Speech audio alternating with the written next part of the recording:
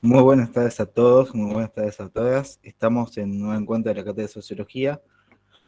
Particularmente hoy vamos a arrancar con los conceptos centrales de la unidad 2, que tienen que ver con el surgimiento de la sociología puntualmente, ¿no? En qué etapa surgió la sociología y qué contexto el ex ante de los post, o sea, qué pasó anteriormente para que surja la sociología y a partir del surgimiento, qué cosas fueron pasando, qué acontecimientos pasan en el mundo, ¿no?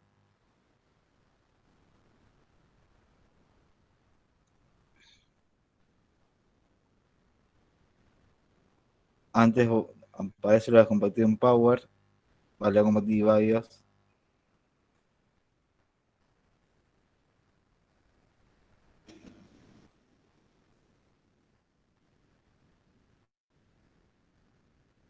Mm.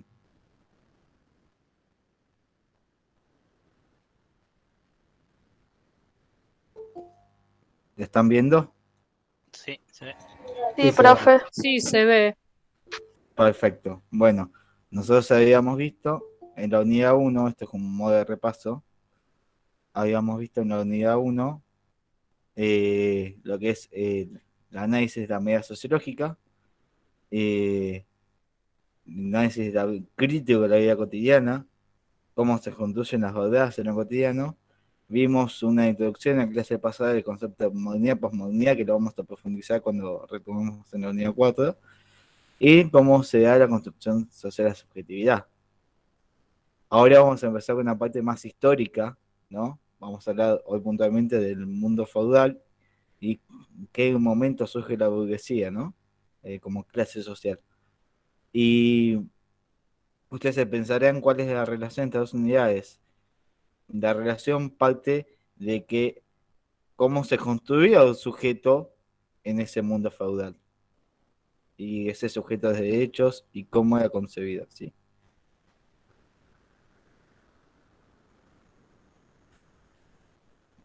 Por eso es que en la unidad 2 vamos a ver, perdón, se escucha un ruido de fondo, es el motor que se prendió. Vamos a ver conceptos centrales como, por ejemplo, el proceso de secularización, que vamos a profundizar en su desarrollo, la Revolución Industrial, la Revolución Francesa. Vamos a hacer un abordaje del análisis de la Revolución Norteamericana, el hecho social y lo que es el concepto de clase social abordado por Carlos Marx y hecho social por Emil Durkheim, ¿no?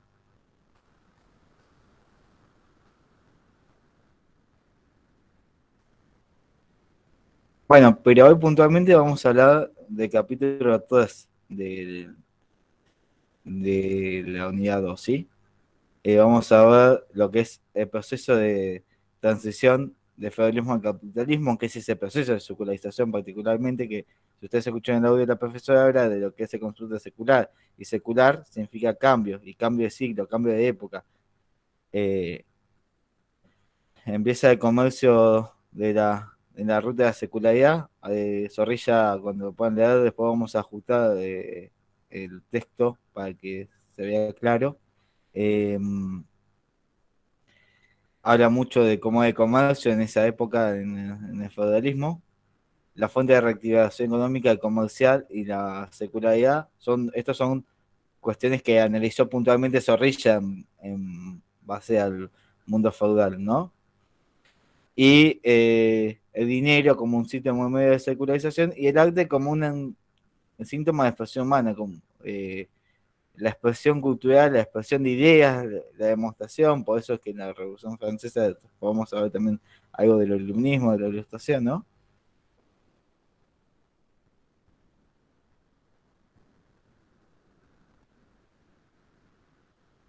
Y no sé si acá se ve este cuadro, ¿se ve bien o necesitan que lo amplíe un poco? No se ve Acercarlo un bien, poco más. profe. Y acercarlo un... Bueno, ahí lo amplió.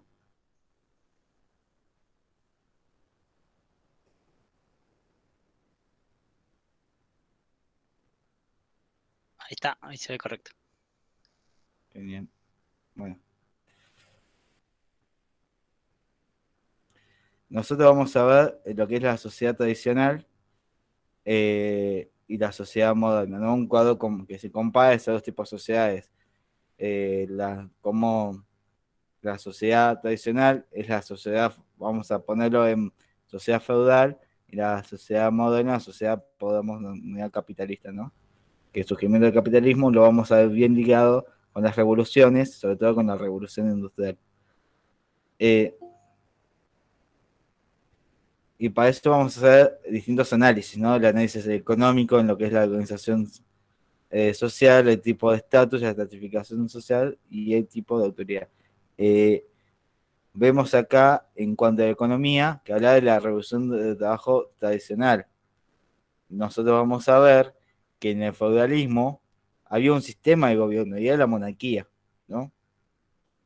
Y nosotros cuando veamos Marx, cuando analicemos Carlos Marx, que habla de la conciencia de clases, de la lucha de clases, él habla que el motor de la historia es la lucha de clases. Y a partir de ahí hace un análisis en toda la historia. El amo y el esclavo, el señor feudal y el siervo, el burgués y el proletariado. Siempre habla de dos clases antagónicas, una clase dominante y una clase dominada. En, en la sociedad capitalista va a decir que quienes poseen el poder, quienes ejercen la dominación, son los que poseen los medios de producción, ¿no? Entonces, en este análisis económico, en la economía, en la sociedad tradicional, se dice que es una división del trabajo tradicional según estatus adscriptos en sexo y edad. El trabajador posee los instrumentos de producción, ¿sí? Eh, en la sociedad moderna había una división, división de trabajo funcional según los criterios racionales, una búsqueda de eficacia que nosotros cuando veamos, en todas las clases vamos a tratar de relacionar los contenidos de una unidad con la siguiente o con la anterior. Nosotros vamos a ver el concepto de eficacia y eficiencia, todos los conceptos organizacionales en la unidad 3, ¿no? Y ahí vamos a ver lo que es la búsqueda de la eficacia, la eficiencia, y el trabajador no posee los instrumentos de producción, a diferencia de la sociedad tradicional. En cuanto al análisis de la organización social, hay un predominio de lo privado, hay un grupo de parentesco en cuanto a la edad, exceso, lo local, el análisis de lo local, y en cambio en la sociedad moderna va a haber un predominio de lo primario, que un grupo patente de ese mismo análisis. Lo que pasa es que lo que cambia, particularmente y radicalmente, es la concepción de sujeto en estos tipos de sociedades. En la sociedad feudal, es decir, en la sociedad tradicional, había una visión teocéntrica del hombre. El hombre era concebido, o sea, quien tenía el poder era el rey en una monarquía totalitaria y era virgen divina. Entonces, esa visión céntrica, Dios en el centro del universo. Fíjense lo que pasó con Galileo Galilei, que hace poco le tuvieron que pedir disculpas, pero él planteó una teoría sobre la medida de la Tierra y dijeron que está equivocado, pero porque iba en contra de las teorías del trascendentalismo, entonces, en contra de esas visiones. Y eso es radicalmente lo que cambia. Otra cosa que va a cambiar a partir de las revoluciones, sobre todo, y cuando pasa también este proceso de secularización, es la que surgen nuevas formas de Estado. Insisto, que había monarquías, después empiezan a surgir los estados republicanos, las monarquías van a seguir existiendo en algunos casos como en Francia. Mati, ahí es donde aparece el sistema capitalista también. Claro, sobre todo con la revolución industrial, que eso lo vamos a ver la clase que viene. Si podemos adelantarnos un poco en esta, pero particularmente lo vamos a ver la clase que viene. Un segundo. Le decía que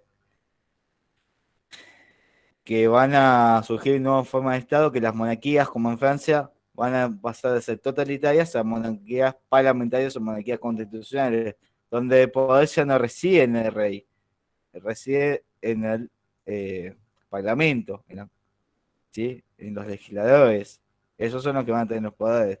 Y la figura que en países como Argentina está como el presidente, en esos países va a ser el primer ministro, quien sea el que ejerza el cargo de ejecutivo, ¿sí? de jefe de Estado, digamos. Entonces, esas son cuestiones que van a ir cambiando. Y la relación con la unidad uno, vamos a ver de cómo se construye ese sujeto en la sociedad feudal, cómo se construye ese sujeto después en la sociedad capitalista. Y ese sujeto y cómo se construye el poder, que nosotros vamos a ver poder en la unidad 4, vamos a hablar de... ¿Me escuchan bien ustedes? Sí, sí, se escucha bien, Mati. Sí, se escucha bien. Entonces, Gracias. hola, buenas tardes. Buenas tardes. Entonces debe ser mi teléfono que tengo problema, no escucho nada. Pero bueno, no importa. Se escucha muy bajito. Bueno, ahora intento hablar un poco más fuerte. Les estaba diciendo que en cuanto al análisis de poder, nosotros vamos a ver en la unidad 4, vamos a ver el poder según la mirada weberiana, la mirada marxista y la mirada Foucaultiana. Marx y Weber, si bien hacen un análisis sociológico distinto, ya van a importar en quién tiene el poder, ¿no? Weber va a hacer un análisis de poder más organizacional, Marx a través de las clases dominantes, y Foucault va a hablar del ejercicio de poder, quién ejerce ese poder, ese poder que circula, que hoy lo posee y lo ejerce una persona, pero el día de mañana lo ejerce otra, y es un poder que va circulando.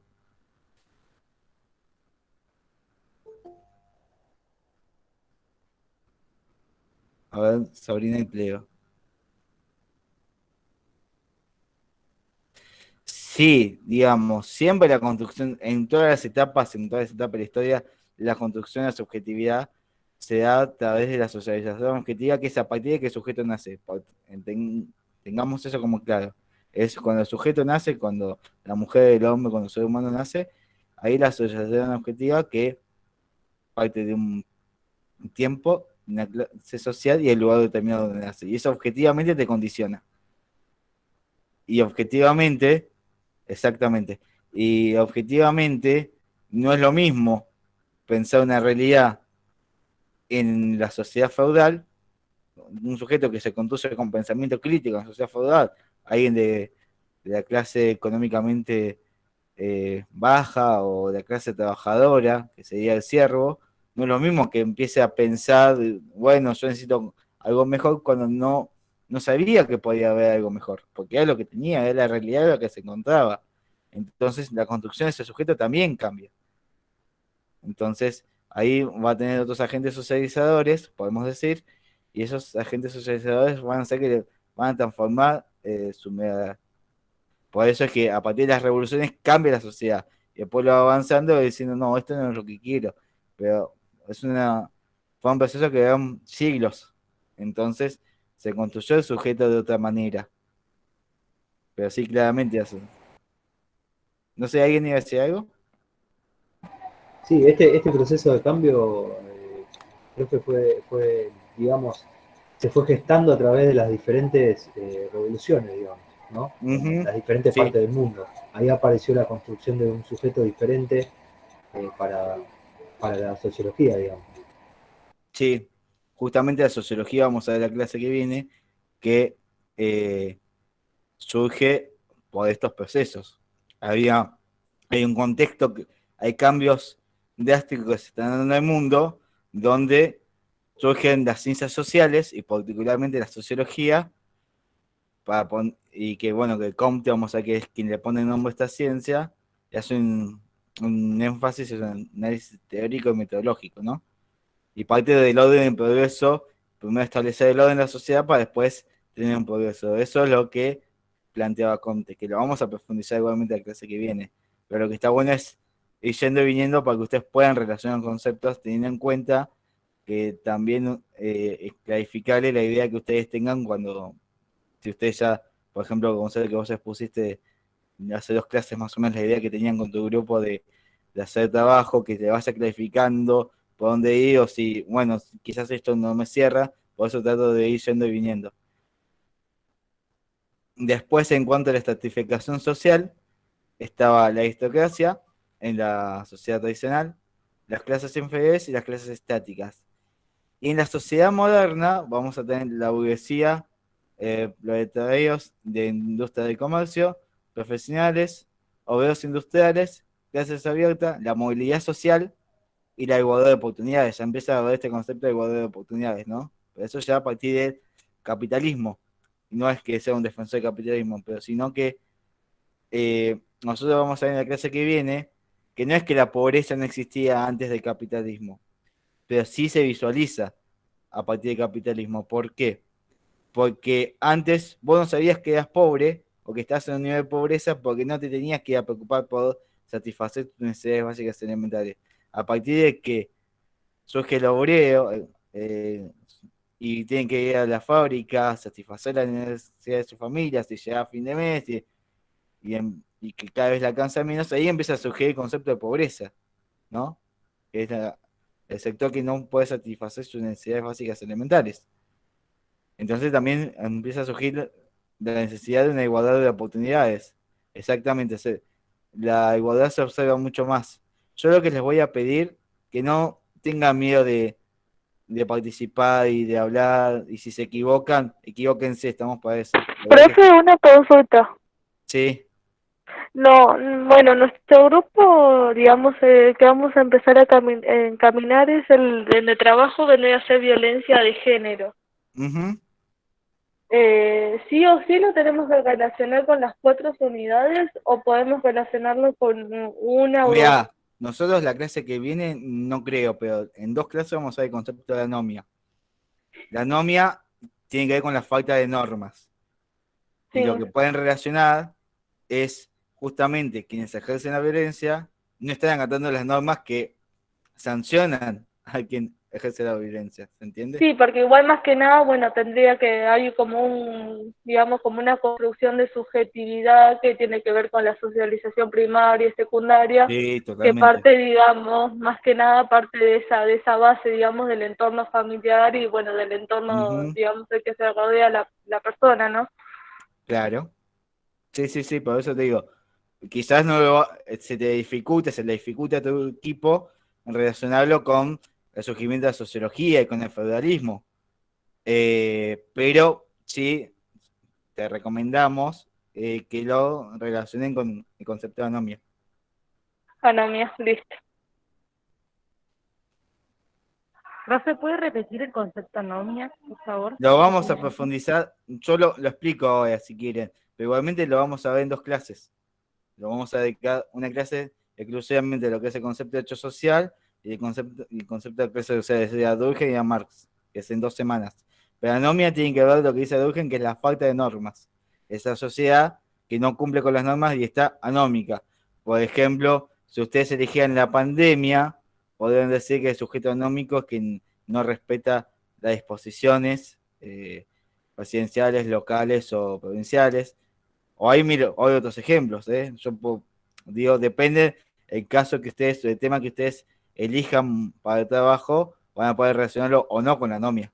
Lo que pasa es que la anomia tienen... ¿Y el aborto, profe? ¿Se relaciona también o no?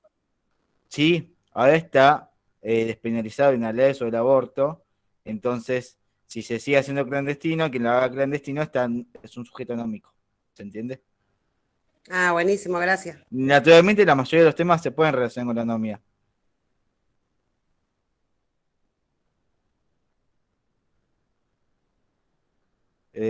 Básicamente sí, es lo que puso Gonzalo ahí en el chat. Pero la mayoría de los temas suelen poder relacionarse con la anomia. Pero quizás hay un tema que ustedes elijan y por ahí no tenga mucha vinculación.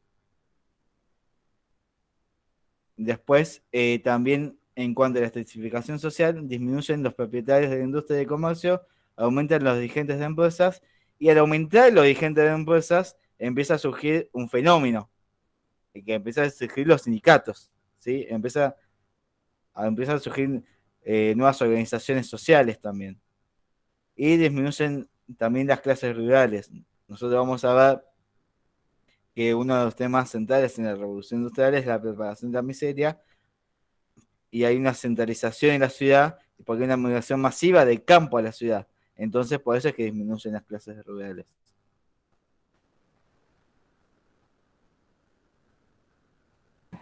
Eso se debe a que empiezan a aparecer las fábricas en esa época y la gente empieza a trasladarse para trabajar en las fábricas. y empieza a disminuir la población rural, aparece una nueva objetividad de Ujú. trabajo.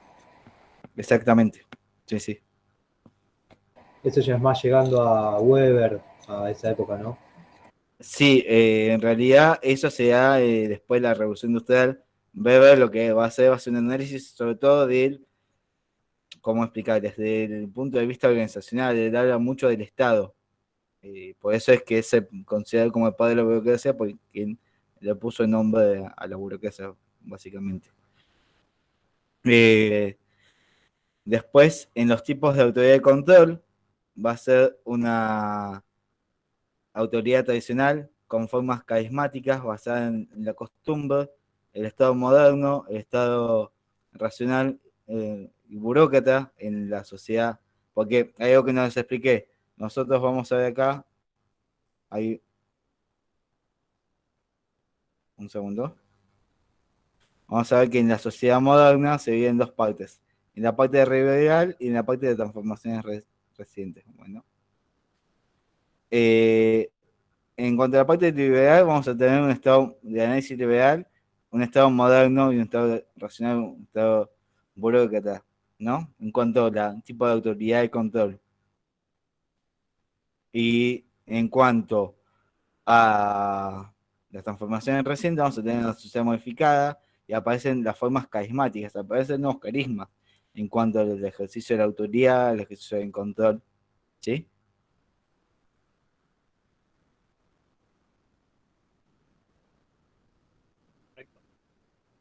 Ahora bien, espero que les hagan un poco esto porque se ve muy chico.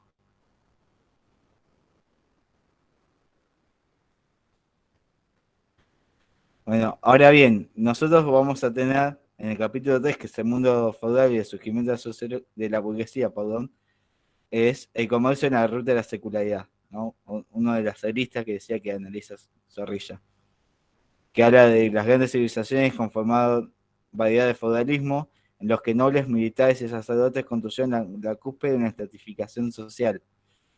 En todas las civilizaciones antiguas que alcanzaron la complejidad política y económica, existieron mercaderes.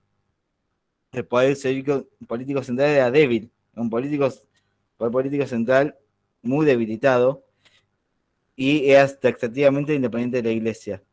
Y los mercaderes sacaban partido de los conflictos entre los señores y entre rey y la iglesia, ¿sí?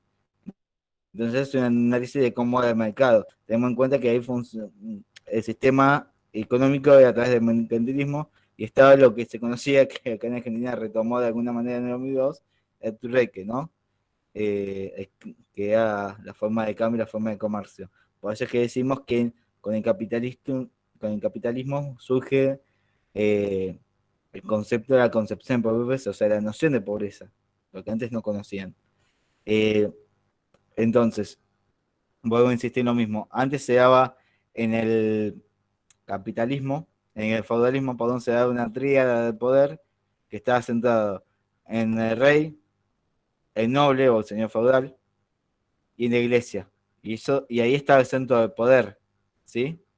Entonces, la concepción del poder, la concepción de la construcción de un sujeto que le rendía, que era el súbdito o la súbdita de los monarcas, de la monarquía, entonces ahí no tenías otra posibilidad porque eran quienes gobernaban en ese momento. Hay series que de alguna manera quizás lo hacen un poco más exagerado o no, eso ya es un análisis más particular, pero por ejemplo, si ustedes ven la película de Mel Gibson, Corazón Valiente, si me equivoco, o la serie de Game of Thrones, si la vieron, van a ver que las series ejemplifican de alguna manera la centralidad del poder en esos momentos, ¿sí? Y cómo estaba centrado el poder en la monarquía y lo importante de la monarquía que gobernaba. eh, y por eso Mati, entonces que la iglesia, digamos, en ese momento estaba, digamos, era la que manejaba todo. de alguna manera sí. A ver, el poder estaba centralmente en el rey, en el monarca. Pero el monarca era elegido, era virgen divino, era elegido por Dios. O sea, la iglesia tenía bastante poder. Y a lo largo de todos los tiempos fue teniendo poder. Quizás hoy el poder de la iglesia no es tan fuerte como hace siglos anteriores, pero de alguna manera sí. Era como que se manejaba entre los nobles, la iglesia y el rey. El rey Exactamente. finalmente era el que tomaba las decisiones, digamos, pero parte de todo era influido de la iglesia, que aparte manejaba la escritura y la educación en esa época, y los nobles eran los que apoyaban, digamos, al rey y a la iglesia. Ujú. Exactamente, y así fue durante muchos siglos, donde se vio esta construcción de las ciudades, de sujetos, y si ustedes revisan en la historia argentina también, a ver, si bien en la historia argentina no hubo monarquías, pero sí las colonias dependían de un monarca, que había virreinato, que estuvo mucho tiempo acá hasta la Revolución de Mayo, y eso fue otro proceso, y ahí se construyó otro sujeto. Se vive mucho a la historia argentina porque no dan los tiempos donde nos encantaría, pero igual hay materias que ustedes tienen que hablar un poco de eso. Volviendo al tema, la construcción de ese sujeto, de ese súbdito, no es lo mismo un sujeto, alguien que no pertenecía a las clases sociales más altas, que en ese sentido sería la nobleza, que pertenecer a las clases sociales más bajas, económicamente hablando, que en ese sentido serían los siervos, entonces no tenían poder de decisión. Hoy, en este contexto, nosotros somos sujetos construidos en un mundo democrático donde tenemos poder de decisiones. Eh, a ver, en 2 semanas hay elecciones y nosotros como sujetos tenemos la decisión de votar por tal o cual lista, ¿no? Cada uno va a hacerlo en función de sus creencias, de lo que cree mejor, ¿sí? Pero eso se da en este contexto. Ahora, en otro contexto no se daba, porque el poder, y yo cuando hablo de este sentido de un sujeto con derechos en democracia, estoy hablando, ¿por qué? Porque surge un nuevo Estado, un Estado democrático, donde va a haber sistemas presidencialistas, pero así eso, mismo en Argentina, llegó un proceso de casi un siglo construir todo ese sistema representativo para que haya un presidente, gobernadores, y para que haya, ni hablar, para que haya elecciones donde todos y todas puedan votar, y que puedan votar las mujeres, pasó más tiempo todavía. Mati, Eh, ¿y después la iglesia no pasó a ser capitalista también en una parte, digamos? es que la ¿O no, iglesia, estoy no, confundida? pero sí, me parece que estás mareando un poco. No es que la Sí. iglesia pasó a ser capitalista, la iglesia está desde hace siglos. Lo que pasa es que con el sistema capitalista, digamos que se no, ¿entendés? O sea, no dejó de existir porque empezó a existir el capitalismo. Siguió teniendo poder. Sí, sí, ahí entendí. En realidad de a poco lo fue perdiendo el poder a través de la Ujú. secularización en la educación, la secularización en la economía y las diferentes, todos los diferentes procesos que fueron ocurriendo, fue perdiendo poder frente al poder político, digamos. Exactamente. Uno de los temas de la Perdón, secularización. Sí, sí, perdón. En realidad, por ahí en lo que se marea es que el rol de la iglesia siempre fue el mismo, digamos. Lo que cambian son los diferentes sucesos históricos que fueron modificando la influencia que tiene sobre la sociedad o no. Por ejemplo, cuando hablamos de una sociedad en iluminismo o en positivismo, la iglesia sigue teniendo el mismo rol. Lo que cambia es la influencia, ¿no? exactamente, sí, bien explicado. Eh, Justamente el tema de la secularización lo que hace es separar también la iglesia del Estado. Hoy se habla mucho de la separación de la iglesia del Estado en otros aspectos quizás más actuales, pero ahí ya se empezaba a hablar de la separación de la iglesia del Estado, que la iglesia no tenga tanta influencia del Estado, ¿sí? Y a lo largo fue quizás perdiendo poder en la toma de decisiones políticas, en en las decisiones de la gobernanza, en, en cuanto al Estado, ¿se entiende? Y acá no estoy diciendo ni que la iglesia es buena, ni que la iglesia es mala, estoy diciendo lo que fue pasando, ¿sí? Después, Claro, en eso que vos decís recién, por ejemplo, cuando hablamos del feudalismo, justamente por sucesos políticos y sociales es que se da el paso al capitalismo, ¿no? ujú, Con la Revolución Francesa. que tiene su incidencia obviamente la Iglesia porque no querían perder, ¿no?, el poder divino que se les otorgaba, ¿no?, tanto a los reyes y los monarcas. Pero bueno, ese es el traspaso que se da, me parece. Ujú. Después vamos a ver en cuanto a la fuente de reactivación. eh, un segundo. En cuanto a la fuente de reactivación comercial y la secularidad, que el renacimiento de la economía dineraria y del proceso de secularización, la burguesía puede expandir el mercado entre la maneja de obstáculos y las profesiones medievales, y la burguesía impuso la difusión de su perspectiva secular. Podemos hacer esto, que secular significa cambio, que significa cambio de siglo. Habían sucesos que fueron apareciendo que hizo que las sociedades vayan cambiando. Fueron más lentos, ¿no? Nosotros cuando veíamos la introducción de la modernidad de la clase pasada, veíamos que en la modernidad era todo seguro, ¿no? Todo planificado, todo futuro planificado, por eso los cambios que se fueron dando en la modernidad fueron lentos, fueron paulatinos, no fueron, cada vez los cambios en este mundo postmoderno, los cambios cada vez son más rápidos. Y la globalización y la tecnología y un montón de factores que hacen que los cambios sean cada vez más dinámicos. Por esos procesos de cambios que se dieron en el siglo XVIII, en el siglo XIX, fueron lentos, llevaron su proceso. Lo que hoy nos parece lento, a ellos les parece que fue rápido, por ese contexto que se van las cosas, ¿sí? La secularización, digamos, la secularización lo que hace es estudia el análisis habla del cambio de siglo, cambio de época, y un cambio de época donde en ese cambio de época surge la separación de la Iglesia y del Estado, ¿sí? ¿Se entiende? Sí. Perfecto.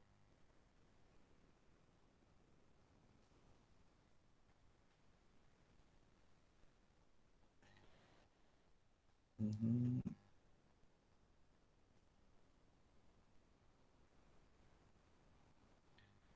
Nosotros vamos a ver también el dinero y síntomas en medio de la secularización. En el siglo X, la economía mercantil crece pausada pero incesantemente entre las velocidades casi siempre atroces. Decía, por ejemplo, la reforma es una protesta contra la secularidad.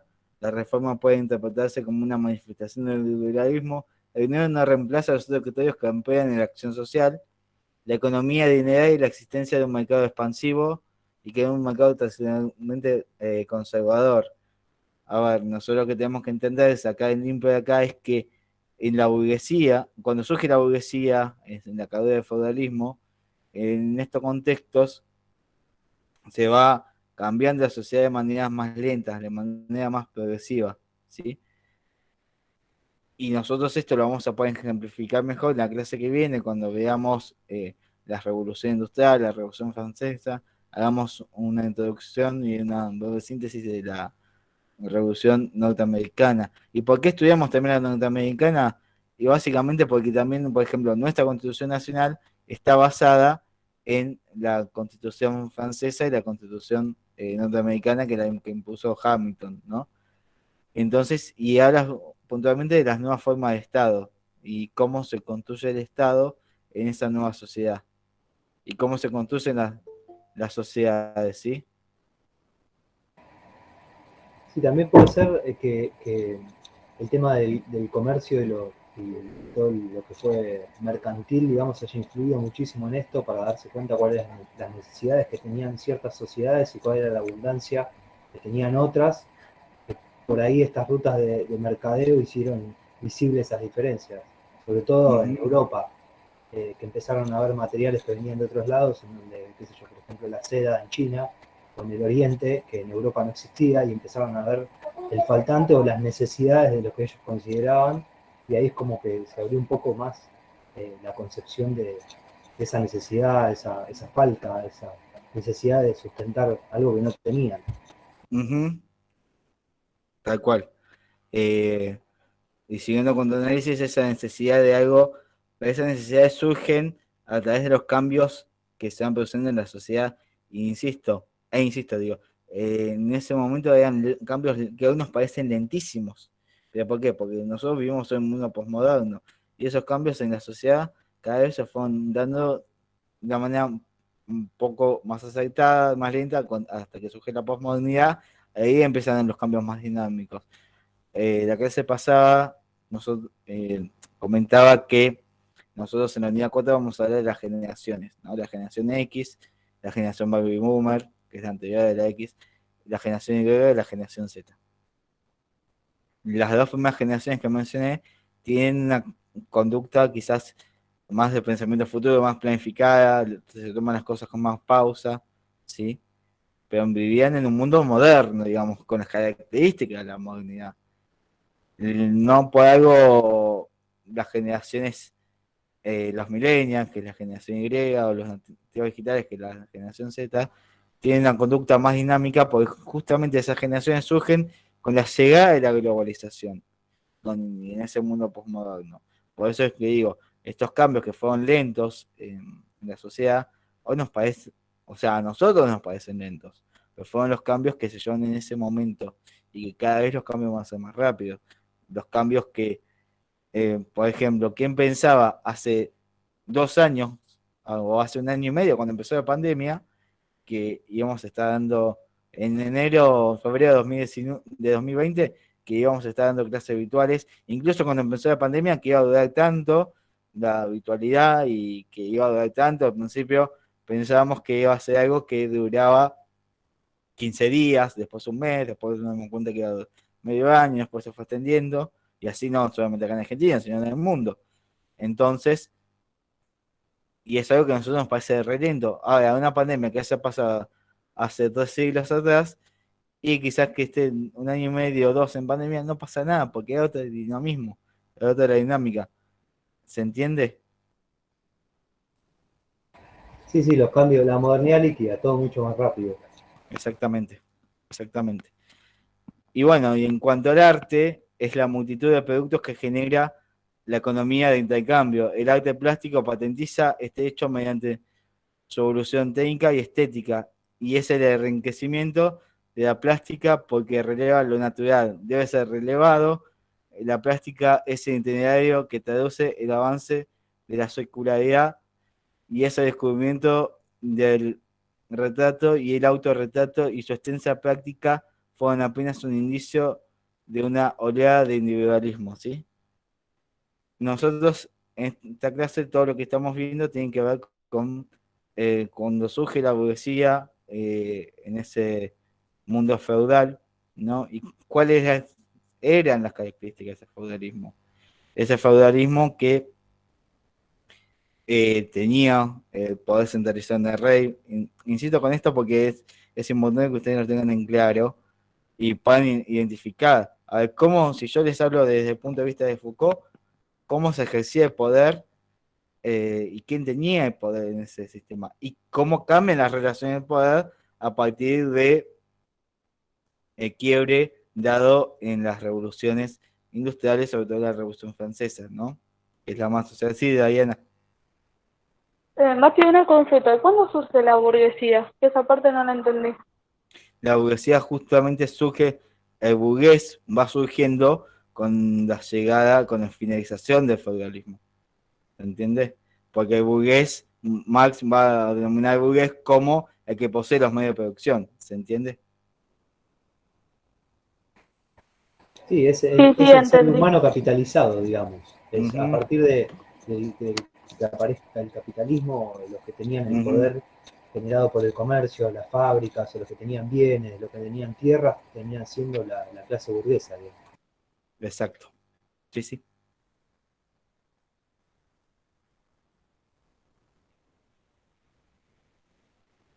¿Se va entendiendo? Sí, sí. Digamos que Sí, sí. sí. No, digamos que sí, no, decime qué es lo que no entendés. En la clase se están para eso, no hay problema. No, me estoy media perdida con el tema del surgimiento de la burguesía y todo lo que dice, todo lo que fue diciendo en el Powell. Es como que me mareó un poco.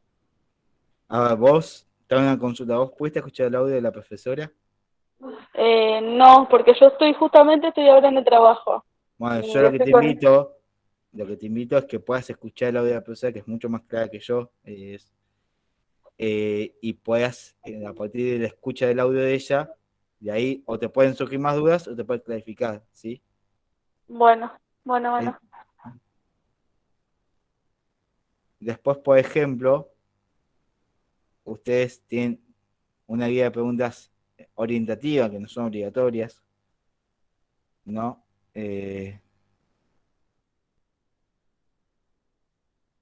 Por ejemplo, les dice, ahí hay 4 puntos en cuanto a esta unidad, a este capítulo sobre todo, que dice, describa error de comercio en la ruta de secularización, fundamente por qué el dinero es síntoma y medio de secularización, por qué el arte es un indicador de secularización en la época, ejemplifique e identifique conceptos estructurantes.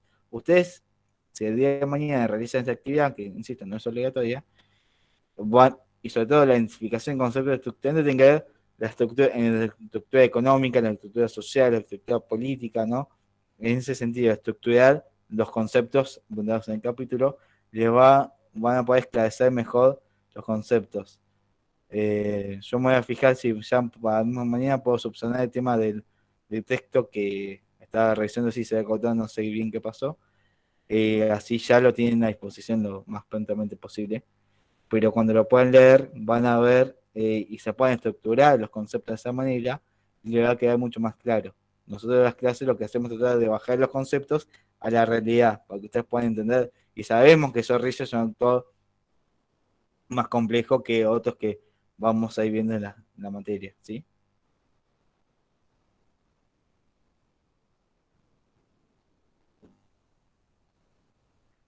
Eh, yo sé que los de las otras carreras seguramente no, eh, quizás lo de informática e ingeniería, sé que tienen economía en su carrera, pero de acá, ¿cuántos hicieron economía? Economía uno ahora. Yo, 1, 2, 3, 4. Acá, Yo también, Mati. Bueno, hasta ahora son 5 o 6 que hicieron. Yo no, yo para me poner lo mismo, dar una clase para que donde la mayoría hizo economía, entonces cuando habla de la clase que viene de la revolución industrial, de, de partir de algunos conceptos económicos que ustedes ya tienen claro, o partir desde antes, donde la mayoría no conoce.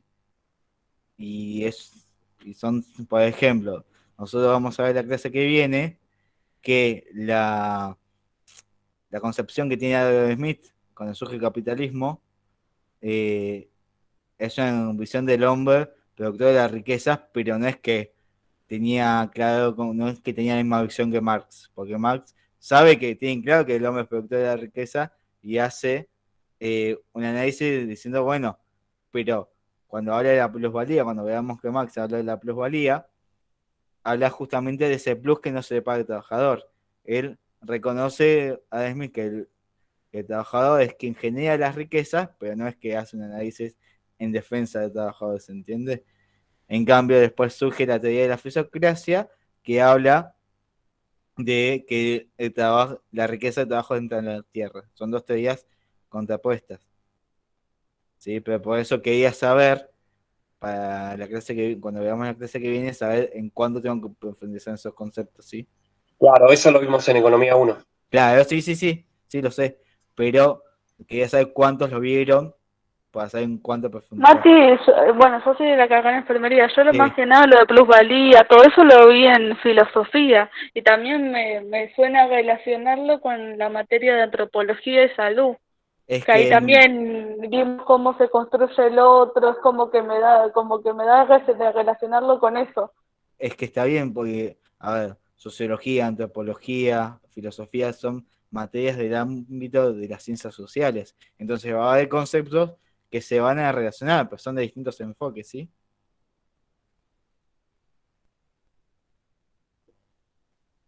De hecho, también mucho de lo que vimos en administración se repasa. O por lo que estuve viendo en el tema de acá, mucho de lo que vimos en administración 1 y 2 también se va a tocar acá. Sí, sobre todo se van a relacionar con en la unidad 3, que nosotros en la unidad 3 vamos a ver la sociología de las organizaciones. Bueno, nosotros en la unidad 1 vimos la construcción del sujeto en sociedad, cómo se construye ese sujeto. En la unidad 2 el surgimiento de la sociología, la teoría del derecho social, la, la relación con la anomia, la relación con el suicidio y la teoría de las clases sociales, la conciencia de clase que hace Marx, ¿no? Y elegimos el autor Antonio Santos que hace un análisis de la teoría marxista, porque Marx es más complejo todavía. Y en la unidad 3 decimos, bueno, ya tenemos estas nociones, vamos a aplicar a las organizaciones, que es lo que ustedes van a conducir, sean del área de administración, de recursos humanos, de administración pública, quizás de economía no tanto, pero van a asesorar. En enfermería, ¿por qué no pueden conducir un hospital, una clínica, una institución sanitaria? En informática pueden tranquilamente conducir organizaciones, y en ingeniería química pueden conducir una planta tranquilamente. Entonces, son conceptos que ustedes tienen que entender el día de mañana para cuando conduzcan organizaciones, y nosotros lo que vamos a tratar de hacer clase a clase, en unidad por unidad, es bajarle la teoría a la realidad, que no se le quede en algo pragmático, que no se le quede solamente en lo teórico, sino que ustedes lo puedan entender, que es lo que a nosotros más interesa, es construir sujetos con pensamiento crítico. Cuando ustedes hoy tienen una postura determinada, son determinado hecho, bueno, fundamentenla, porque esa postura. ¿Se entiende? O quizás se dan cuenta, a partir de esa construcción del sujeto con pensamiento crítico, que quizás esa postura que tenían no era la que estaba aceptada, porque y no significa que estaban equivocados antes, sino que no tenían los elementos para analizarlo. Yo pongo otro caso, ¿no?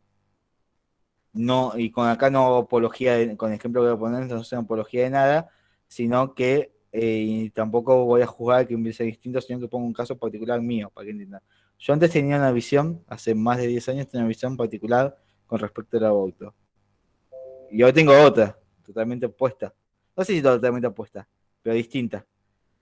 Pero ¿qué pasa? No tenía las herramientas y no tenía todo ese enfoque para poder analizar qué pasaba, los instrumentos para poder analizar la realidad, que lo fui viendo a partir de que fui desarrollándome como sujeto, y dije, no, quizás antes estaba equivocado. Bueno, y eso les puede pasar, pero ustedes tienen que tener las herramientas, tienen que poder pensar críticamente en la sociedad, cuando conozcan organizaciones también, y aceptar y entender que las cosas a veces cambian y adaptarse a los cambios, ¿sí? Y que cada vez los cambios van a ser más rápido, y nosotros vamos a ver en la unidad todos cómo planificar, y esa planificación, uno planifica a largo plazo, en la planificación estratégica uno trata de tener visión y planifica a largo plazo. Ahora, en ese plazo que uno es el horizonte donde uno quiere llegar como organización, van pasando sucesos, como la pandemia. Y uno no es que tenga que replanificar todo, pero sí va a tener que ajustar algunos objetivos y operativamente ir diciendo, bueno, estas cosas cambiaron, esto no lo puedo hacer más. No podemos dar más clases presenciales hasta que no pase la pandemia, por lo menos una comisión tan grande como la sociología. Y nos tuvimos que ajustar, con el ejemplo que ponía la clase pasada, nos tuvimos que ajustar a la virtual. Y nosotros tratamos de cuatrimestre a cuatrimestre, haciendo ajustes. Nosotros, al hacer cada cuatrimestre, los invitamos a una encuesta voluntaria. Quien no la quiere realizar no la hace, pero a nosotros nos sirve para saber en qué los estudiantes, que son los canalizadores de nuestras clases, que nos digan, bueno, fallaron en esto estuvieron bien, nos gustaría que mejoren esto, sí, nosotros en cuatrimestre vamos mejorando. En la virtualidad, o el día que volvemos a la presencialidad, también lo mismo, ¿sí? Pero estos cambios, vuelvo a lo mismo que antes, se dan cada vez más rápido hoy. Hace un siglo no se daban rápido, hace un siglo eran lentos. Quizás era mucho más rápido que hace 5 siglos atrás, pero y cada vez los cambios van a ser más rápidos. Y si bien hoy estamos hablando de feudalismo, surgimiento de la burguesía, y esa burguesía que empieza a surgir también en la prueba de la Revolución Francesa, que tiene gran incidencia en la Revolución Francesa, hoy es una burguesía que es cuestionada desde una mirada más crítica de sociología, desde una mirada desde el punto de vista marxista, ¿se entiende? Entonces nosotros vamos a tratar de ir relacionando clase a clase cada concepto que nosotros vamos viendo. ¿Sí?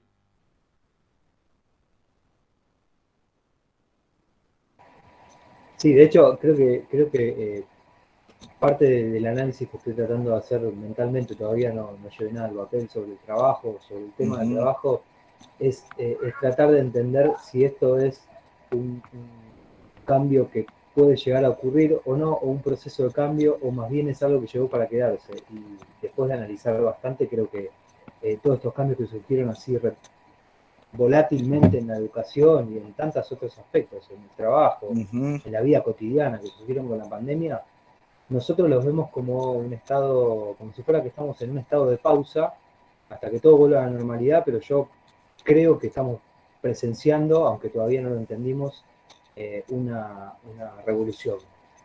Creo que es algo que va a cambiar y que mucha de la gente que está apegada a posturas anteriores o apegada, como por así decirlo, a la presencialidad, va a tener que desconstruirse y reconstruirse nuevamente porque me parece que esto llegó para quedarse en muchos aspectos y sobre todo se ve en el sector privado fuertemente. En el Mm. sector público como que cuesta un poco más, pero en el sector privado es como que se adaptaron con tanta rapidez que resultó siendo más útil lo que está ocurriendo que lo que realmente era cuando estaba presencial. Sí, perfecto. Ahora, yo te pregunto, ¿qué es la normalidad? Porque la normalidad para unos no puede ser la normalidad para los demás. Entonces, eh, la presencialidad solamente va volviendo de a poco de alguna manera, pero no va a ser lo mismo que antes. No, porque hay que ver cuánto de la capacidad real de las aulas se puede usar, si las clases que sean presenciales no van a tener que ser siendo con distanciamiento. Hay algo que va a llevar su tiempo solamente para que se vaya ajustando y vaya volviendo a la normalidad, entre comillas, y quizás esa normalidad no vuelva nunca.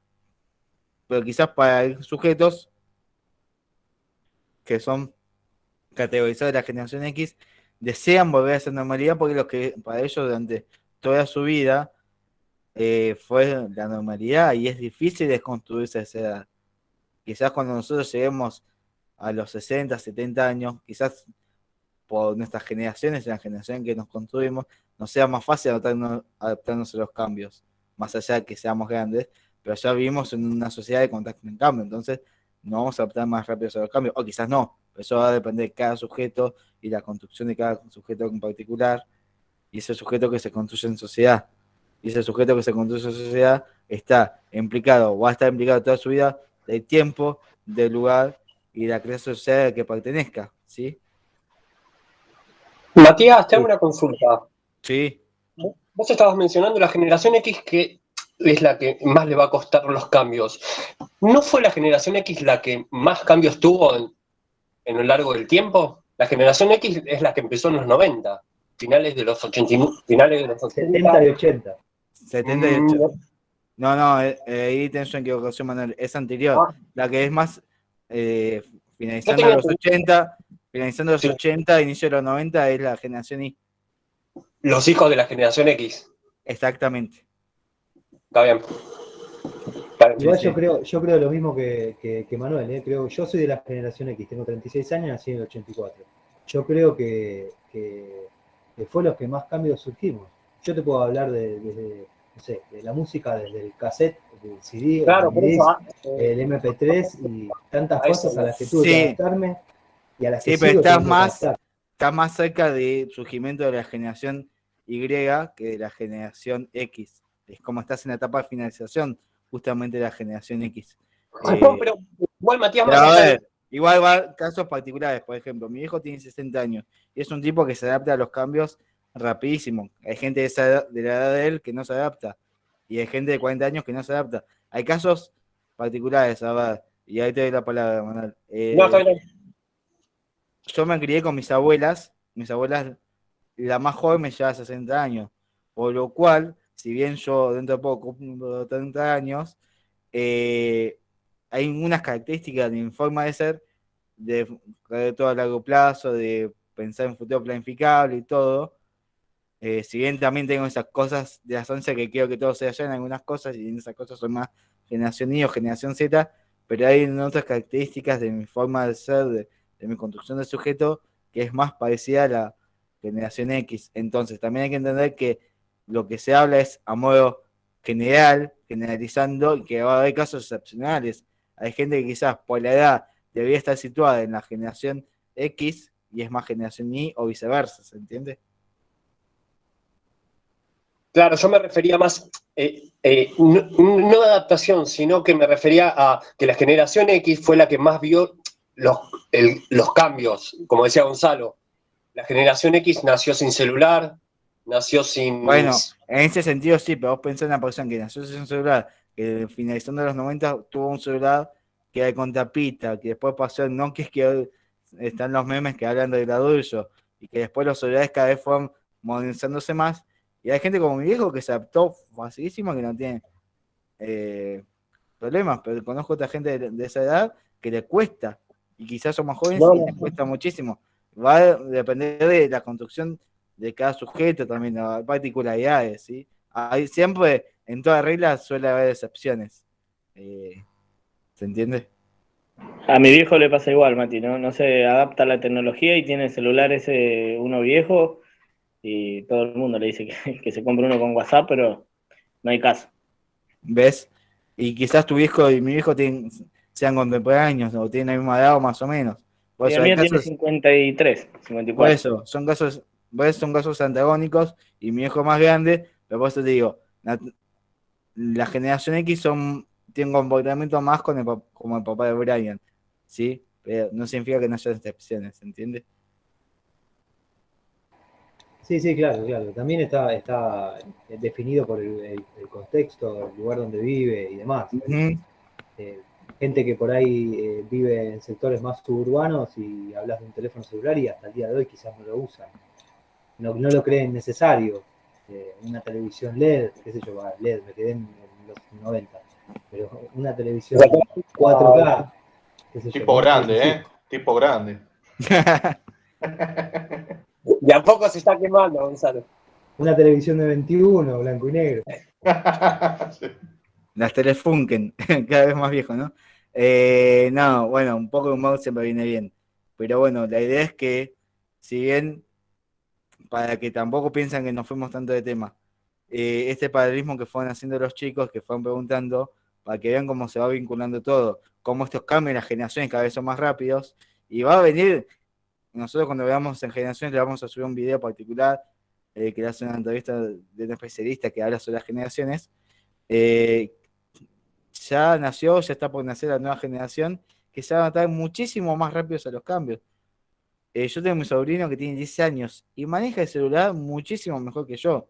No, y a ustedes les pasarán si tienen hijos de esa edad, les debe Mati, pasar yo seguramente. tengo un sobrino de 2 años y no sabes cómo maneja el celular. Bueno, Mejor que yo. y es parte de las nuevas generaciones que van a venir. Ellos son parte de las nuevas generaciones y son cada vez más adaptables a los cambios. Y, Ya nace, parece, con un celular en la mano, digo yo. sí, y eso es parte de las nuevas generaciones y tenemos que entender que claro, pero estos ya son los pre-nativos digitales, es como que ya nacen con la tecnología desde la panza prácticamente. ¿Y no hay una Pero necesidad creada ahí también, Mati? sí, ustedes, los que sean de las carreras de administración, van a ver como sensación y van a hablar de las necesidades. Y van a ver, si vieron Maslow, van a ver las necesidades del hombre también. Claro. Pero bueno, a ver, si yo vivo en una isla con una comunidad de 50 personas, pues ahí no necesito un celular para comunicarme, porque la comunicación está ahí con el pueblo y se está. ¿Entendés? Tal Depende. cual. Hoy, sobre todo en la habitualidad, en este contexto, y cada vez la necesidad va aumentando. A ver, quienes tienen hijos y están usando la universidad, pero tienen un solo dispositivo para conectarse, tanto para los chicos para la escuela y para ellos en la universidad, ellos y ellas, fue complejo. Decir, bueno, antes con un celular, bueno, me alcanzaba para toda la familia, ahora ya no. Y ahí sí, como dice Martín, van surgiendo nuevas necesidades. Que van acordes también a la vida en comunidad y en sociedad, ¿no? Porque también el hecho de tener un celular con WhatsApp es como que la ola te corre porque la mayoría de las personas tienen un celular moderno con WhatsApp. Pensaba recién en el caso del papá de este muchacho que no necesita WhatsApp. Él no siente me da la sensación, ¿no? Que él no siente esa necesidad, que esa ola lo está corriendo. Claro, es lo que dice, siempre dice, yo si necesitan urgencia o algo comunicarse conmigo, a mí me llaman, yo los atiendo, dice. Tal cual. Nos trata de rata porque no tenemos crédito para llamarlo, mandarle mensaje de texto común. Claro, Bueno, claro. pero ese sujeto es construido, y ese sujeto, que, a ver, la comunicación, volviendo al tema de la clase de hoy, la comunicación en la sociedad feudal es totalmente distinta. Y en el avance de la sociedad, en el avance de los tiempos, la comunicación fue algo que también fue siendo mucho más rápido. Se pasó, ya hablando de capitalismo, se pasó de teléfono a un celular con WhatsApp. Cuando hablan de las televisores, de ese televisor blanco y negro, a hoy tener un smart. Entonces cada vez los avances tecnológicos van a ser más rápido. Nosotros vamos a ver en la unidad 3 y sobre todo en la unidad 4 vamos a ver de la cuarta revolución industrial. Entonces, estos cambios van a ser cada vez más rápidos. Y la burguesía que surge, no es la misma burguesía que surge en la finalización del feudalismo, en ese proceso de secularización, en ese proceso de transición, que la burguesía que está ahora. Es una burguesía totalmente distinta. Sigue teniendo el mismo interés económico, pero es una burguesía distinta, que se actúa de otra manera. ¿Se entiende? Sí. Sí, tal cual. Tal cual. Bueno, la clase, la idea es, el mismo de las clases va a depender de cómo sea. Hoy, si no tienen muchas más dudas, tampoco los quiero abrumar mucho, porque la idea está dividida justamente la unidad 2 en 3 clases para dedicarle tiempo a cada temática, ¿sí? Después lo demás lo tienen que complementar con la lectura, con los videos, y si hay algo que no entienden, nos escriben, nos mandan mail, nos escriben por el foro y estamos a disposición. Pero la idea es que ustedes puedan entender los conceptos, ¿sí? Y no abrumarlos, llenar el concepto. Podemos haber hecho hoy una clase 4 horas y llenarle la unidad 2 virtual y la mitad, la otra mitad de la clase que viene y así, y por ahí no tenía mucho sentido. La idea es que ustedes les queden los conocimientos concretos y los puedan bajar a la realidad. Si no hay muchas más dudas, yo prefiero terminar la clase acá, que descansen y que sé que también y entendemos que no es la única materia que tienen que dar. ¿Sí? Sabri, tenés abierto Mati, sí, porque quería hacer una pregunta. Entonces, para la clase que viene, seguimos con el capítulo siguiente, que es el que habla sobre revolución industrial. ¿Vamos a hablar de eso en la clase? Vamos a ver capítulos 6 y 7, que habla de la revolución industrial y la revolución francesa y norteamericana. La clase que viene sí, seguramente sea un poco más larga, pero bueno, el dinamismo de la clase va a depender de cómo se vaya dando, ¿sí? Puede haber 1 hora, 2, pero va. Lo importante es el contenido. Y lo mismo cuando me preguntan, me llevan consultas sobre la cantidad de desarrollo de trabajo práctico. A ver, ustedes me pueden escribir 10 hojas en el trabajo, pero si el contenido no hay una vinculación entre el contenido teórico, preferimos que haya 2 o 3 hojas con contenido y con calidad. Es calidad a cantidad. Bueno, acá es lo mismo. Nosotros queremos que ustedes se lleven contenido, no abrumarlos. Y si tienen dudas, plantéenlo, nos quedamos el tiempo que sea falta.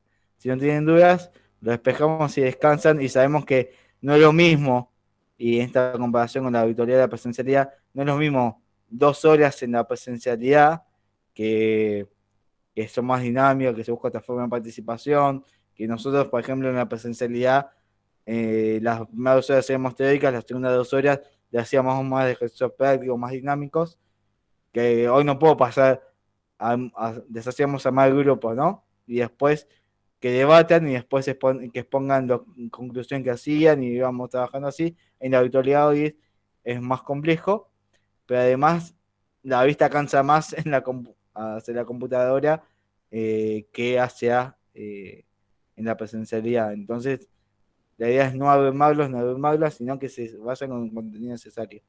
Así que si hay dudas, nos quedamos en el tiempo que sea necesario. Si no hay dudas, los y las libero. Yo quería saber por qué, Mati, en las fuentes, digamos, de la reactivación comercial, cuando habla de la secularidad, habla de un renacimiento de la economía del dinero. Porque, según lo que entiendo, hasta ese momento era el dinero de intercambio, el intercambio era casi el trueque, digamos. El dinero Exacto. había poco y lo tenía la iglesia y el rey era oro. Ujú. No había dinero circulante, como por así decirlo. Bueno, sí, por ahí las monedas de oro, pero ¿por qué habla de renacimiento del dinero? En el capítulo 3 me estás hablando puntualmente. Sí.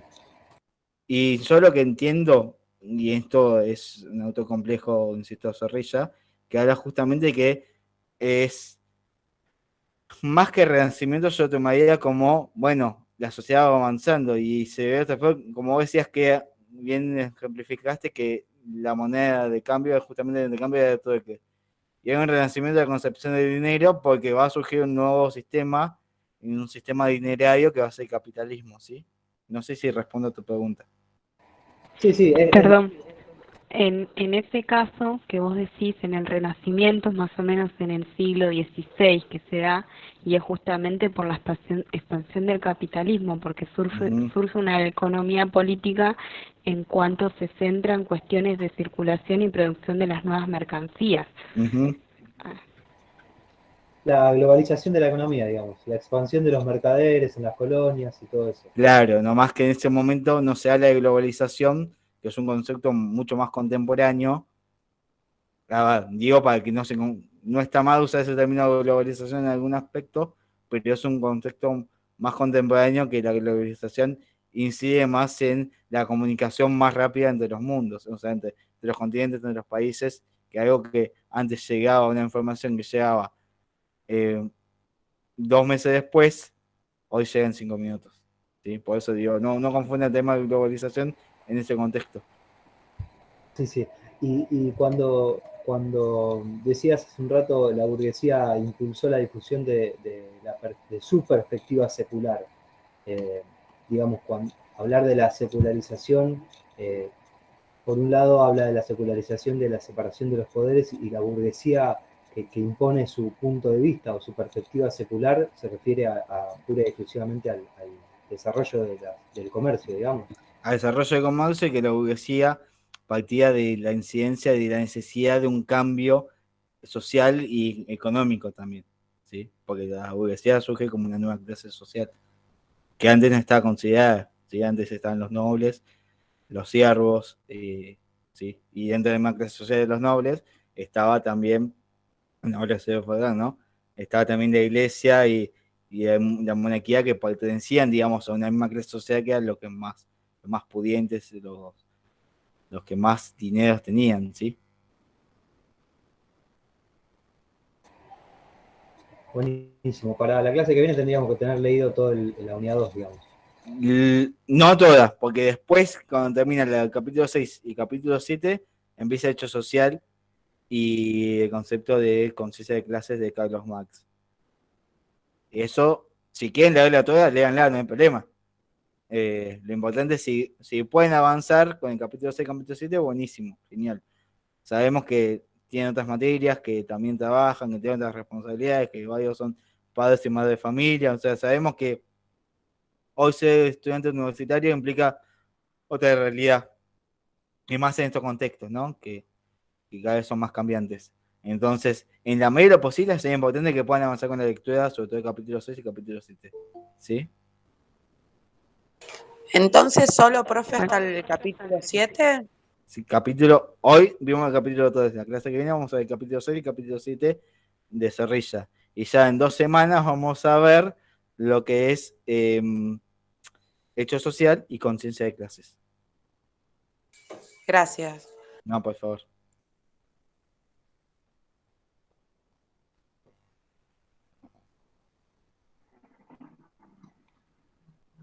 Gracias, Mati. No, por favor.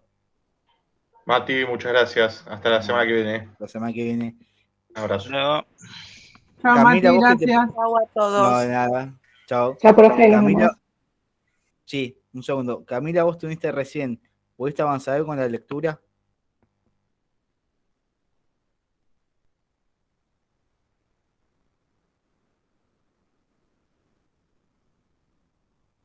La unidad 2 no, ¿no?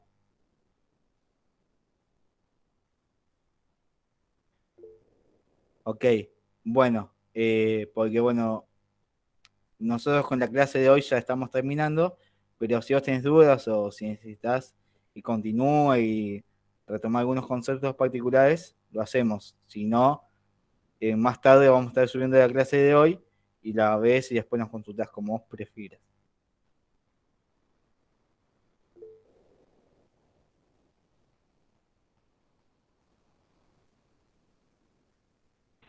Bueno, chao, gracias. No hay nada, nos vemos. Bueno, Mati, nos vemos. Gracias por Hasta todo. luego. No, por favor. Hasta luego.